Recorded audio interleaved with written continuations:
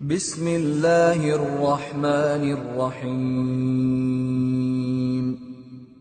يا أيها الذين آمنوا اتقوا الله حق تقاته ولا تموتن إلا وأنتم مسلمون، واعتصموا بحبل الله جميعا ولا تفرقوا، واذكروا نعمة الله عليكم إذ كنتم أعداء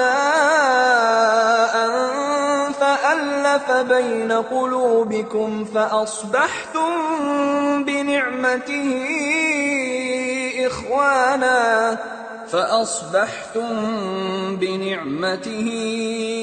إخوانا وكنتم على شفا حفرة من النار فأنقذكم منها، كذلك يبين الله لكم آياته لعلكم تهتدون.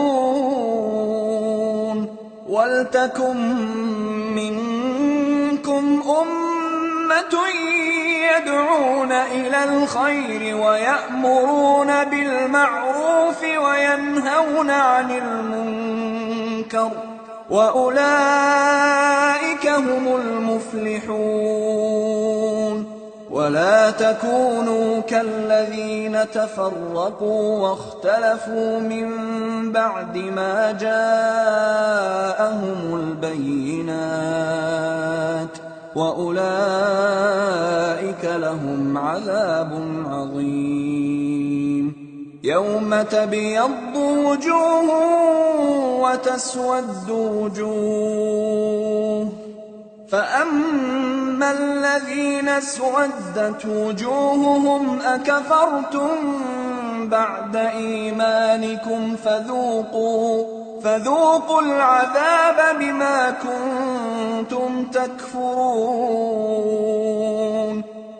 وأما الذين ابيضت وجوههم ففي رحمة الله هم فيها خالدون. تلك آيات الله نتلوها عليك بالحق، وما الله يريد ظلما للعالمين. ولله ما في السماوات وما في الأرض، وإلى الله ترجع الأمور. كنتم خير أمة أخرجت للناس تأمرون بالمعروف وتنهون عن المنكر وتؤمنون بالله